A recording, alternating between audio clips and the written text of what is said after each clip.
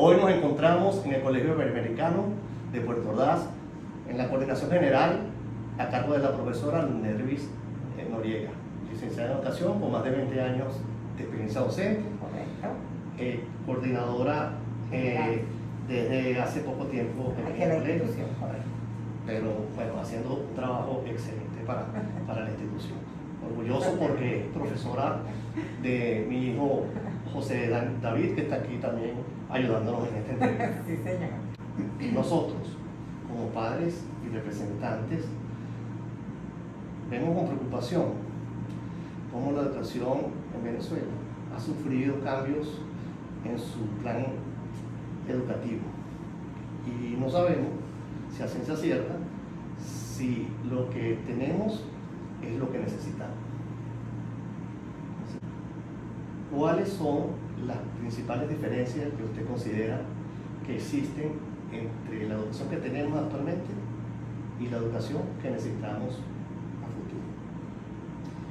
Bueno, eso es una pregunta, dijera yo, que compleja. ¿En qué sentido? Bueno, no sabemos qué nos depara el futuro, pero la experiencia nos dice que la sociedad es cambiante, que estamos en un mundo que avanza a pasos agigantados en todos los sectores de la vida, y evidentemente la educación no se puede quedar atrás.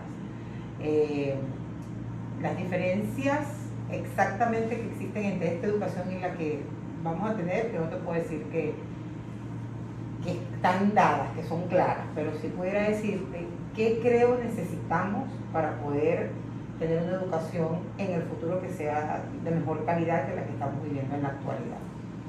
Ciertamente, por ejemplo, en Venezuela, el sistema educativo venezolano ha sufrido algunos cambios desde el punto de vista de sus planes de estudio, desde el sistema de educación inicial hasta media general. Creo que los últimos cambios, los más significativos, se han dado en la parte de media general, que es lo que son los más significativos porque han sido como los más drásticos desde el punto de vista académico o desde el punto de vista cognitivo, la parte de contenido, de los conocimientos conceptuales que de repente los chicos deben manejar.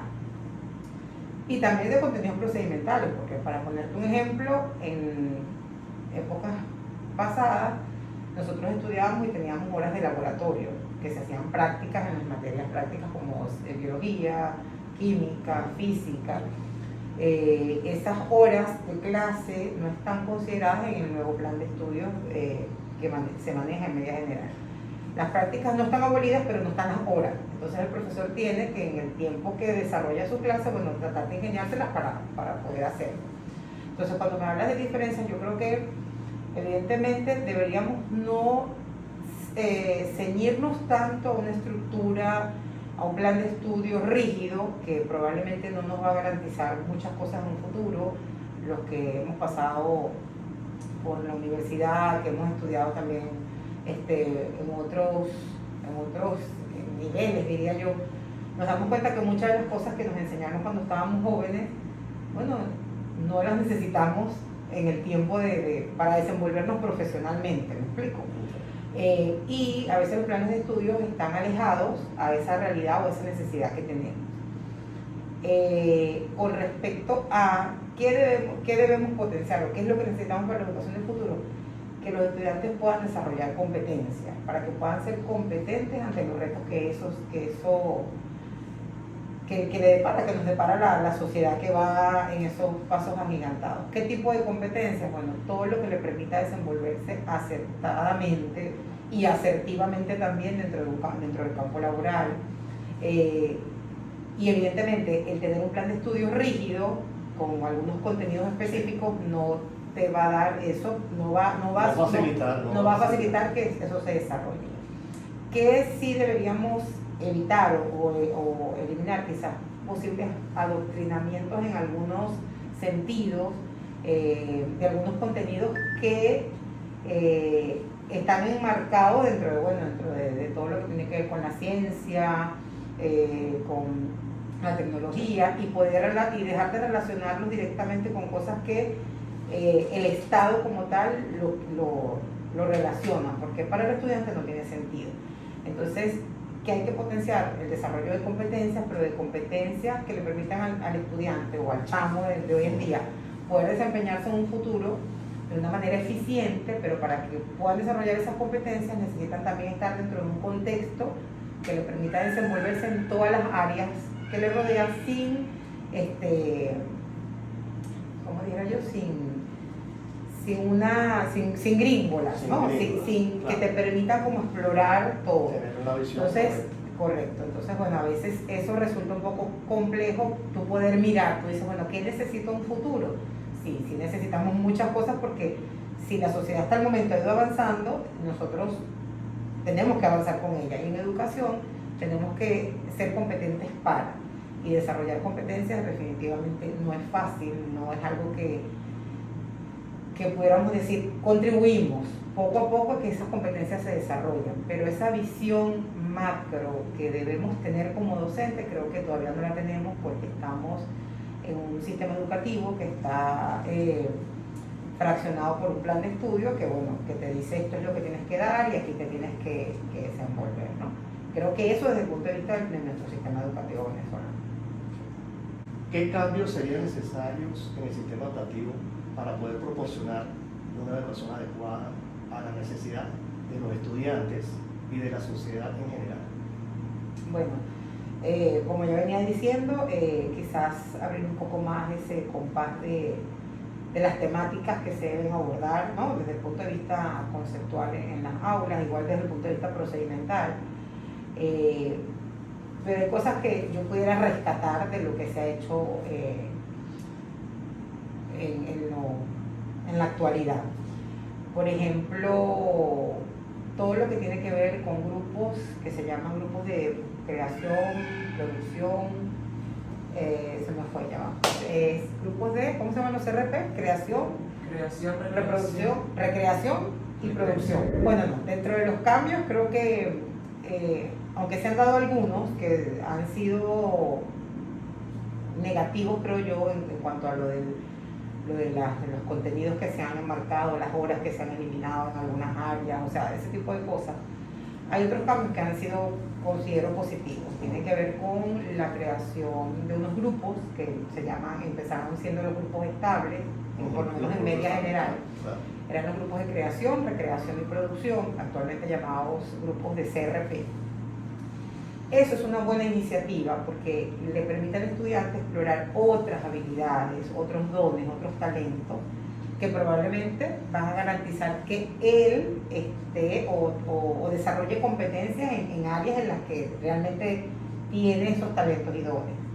El pequeño detalle es que el contexto en el que estamos y la realidad nos dice que no contamos con todos los especialistas que pudieran apoyar ese tipo de programas, ¿no? Los colegios privados hacemos, yo sé porque he conversado con muchas colegas de la zona de instituciones privadas, sé que hacemos un gran esfuerzo como para tratar de ver qué podemos hacer, pero si a nosotros se nos hace cuesta arriba porque es difícil brindar toda esa formación en las áreas que los muchachos tienen esos dones o talentos, es mucho más difícil en educación pública donde a veces ni siquiera hay un docente de un área específica, ¿no? Entonces, bueno, los cambios, como dije en la pregunta anterior, deberían ir enmarcados hacia poder desarrollar competencias en los chamos y yo pienso que esas competencias se van a desarrollar de mejor manera si son las que el estudiante en sí mismo tiene como unas habilidades que ha ido desarrollando.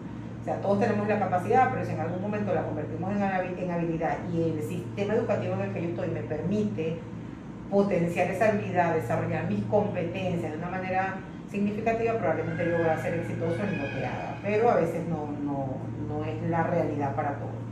Entonces, bueno, creo que los cambios deberían ir a poder dar un poco más de libertad en las instituciones dependiendo del contexto en el que están los estudiantes, en el contexto en el que está el colegio o la institución, porque bueno, definitivamente las realidades no son las mismas en instituciones. No son las mismas de una institución pública a otra pública, no es la misma de una institución privada a otra privada. Entonces, más a mi favor, tampoco va a ser la misma de una pública a una privada. Entonces, bueno, creo que los cambios tienen que ser en que se puedan ir dando respuesta, que hayan algunos lineamientos pero que no sean coercitivos, o sea, que no cuarten la imaginación, que no cuarten la creatividad, que no cuarten el poder desarrollarse, que la educación se pueda desarrollar en otros aspectos, ¿no? En otros ámbitos. Creo que eso.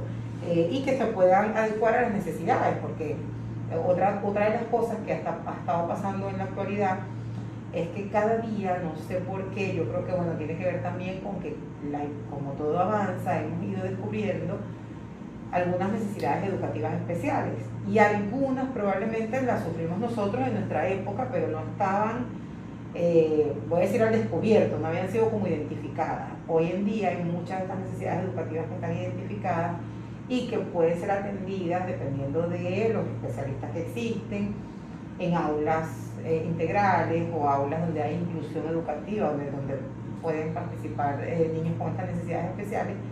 Pero el docente y el sistema educativo tiene que brindarle también a estos jóvenes la posibilidad, jóvenes, niños, de poder tener una educación inclusiva que sea, no sé si el término, porque no soy especialista en el área, sea inclusivo o sea de integración. Creo que debería ser que pueda estar integrado, porque hoy, sí, creo que tiene que ser inclusión también, pero el detalle es que no en todas las escuelas regulares están las características para poder manejar esa inclusión. Entonces, ese es otro cambio que el sistema educativo también tiene que favorecer dentro de las instituciones educativas, que algunos estudiantes puedan incorporarse, pero tiene que haber voy a decirlo, como la buena fe, como la posibilidad de brindar esa formación a los docentes regulares o los docentes que son especialistas en otras áreas, para que puedan ser parte de la formación de estos chicos que necesitan estar dentro del sistema educativo regular de una manera inclusiva. Creo que es el término correcto, la verdad.